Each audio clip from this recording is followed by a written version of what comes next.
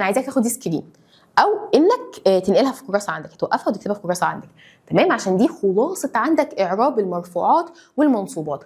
انت عندك المرفوعات ايه؟ الفاعل والمبتدا والخبر. اي فاعل او مبتدا او خبر خلقه ربنا من المرفوعات. بقول ان هو فاعل مرفوع بالضمه لو كان الكلمه عندي مفرد او جمع تكسير او جمع مؤنث، زي هنا غرد الطائر. من الذي غرد الطائر؟ يبقى الطائر فاعل مرفوع وعلامه رفعه الضمه. طب هنا اللي قلت ضمه عشان هو مفرد. طب جمع التكسير غردت الطيور. الطيور دي ايه؟ دي جمع بس لا منتهيه بالف وتاء ولا واو ونون ممكن ابدلها بياء او نون، يبقى ده جمع ايه؟ جمع تكسير. جمع التكسير عندي مرفوع بالضمه، فده هقول ايه؟ فاعل مرفوع وعلامه رفعه الضمه. طيب او قلت لك مثلا الطيور تغرد، هخليها جمله اسميه مثلا. هنا هتقول لي ايه؟ الطيور اسم وقع في اول كلام فهو مبتدا، فانا عارف وانا مغمض المبتدا دايما مرفوع، هقول مبتدا مرفوع وعلامه رفعه الضمه